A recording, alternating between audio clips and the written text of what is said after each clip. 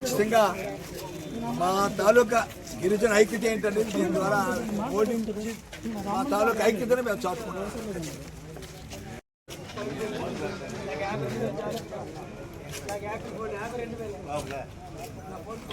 రాష్ట్రంలో ఉన్నటువంటి 32 లక్షల మంది గిరిజనుల తరఫున మాకంటూ పార్టీ పరంగా ఎస్టీ మోర్చా అనేది ఒకటి ఉంటుంది. ఎస్టీ మోర్చా వాళ్ళందరూ కూడా ఒక ప్రత్యేక తీర్మానం చేసి పార్టీ అధ్యక్షురాలకు కూడా ఇవ్వడం జరిగింది. అయినప్పటికీ వాటన్నిటినీ తోసిరాజని ఆమెకే ఇచ్చారు. కాబట్టి మరి ఖచ్చితంగా మాకున్నటువంటి నిజాన్ని మేము బయటకు పెట్టాలి, అలాగే కేంద్ర ప్రభుత్వానికి కూడా తెలియజేయాలనే ఉద్దేశంతో సుదీర్ఘకాలం నుండి నేను పనిచేస్తున్నాను. కాబట్టి ఈ విషయంలో కోర్ కమిటీలో కూడా చర్చించాల్సినటువంటి అవసరం ఉంది.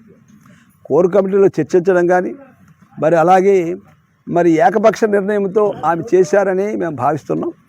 అలాగే పలు దఫాలు ఆమె విషయంలో అనేక రిప్రజెంటేషన్లు కూడా ఇచ్చాం. క్లారిఫికేషన్ ఒక ప్రత్యేక ఒక లెటర్ ఒకటి రాసి పంపించండి, దాన్ని బట్టి పరిశీలన చేయడం జరుగుతుందండి. అంటే మీరు ప్రస్తుతం పార్టీలో ఉన్నట్టే లెక్క, అంతే కదా. సస్పెన్షన్ ఆర్డర్ నాకు రానంత వరకు పార్టీలు నేను ఉన్నట్టే కొనసాగినట్టే లెక్క. ఏది స్థాయి నుంచి రాష్ట్ర స్థాయి వరకు ఈ ఇష్యూ నలుగుతూ ఉందండి. ఒక పార్లమెంటు సీటుకి కాన్స్టిట్యూషనల్గా ఉన్నటువంటి ఒక రైట్ని, అదే రిజర్వేషన్ రైట్ని దుర్వినియోగం చేయడం జరిగింది.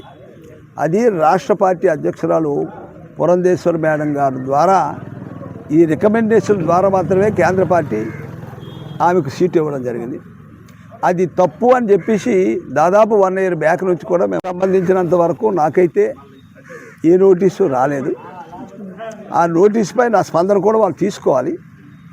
మరి అక్కడ ఉన్నటువంటి క్రమశిక్షణ సంఘ చైర్మన్ గారికి కూడా నేను ఫోన్ చేసి మాట్లాడాను. మీరు నాకు నోటీస్ ఇచ్చారంటే నోటీస్ ఇవ్వలేదు అని చెప్పారు. ఉంది కుల వివాదం చాలా కాలం నుంచి కూడా ఉంది. నేను 99 ఎన్నికల్లో చిత్రచల్లి విజయరామరాజు గారు నా పైన పోటీ చేసి నేను ఓడిపోయిన తర్వాత ఆయన మీద కూడా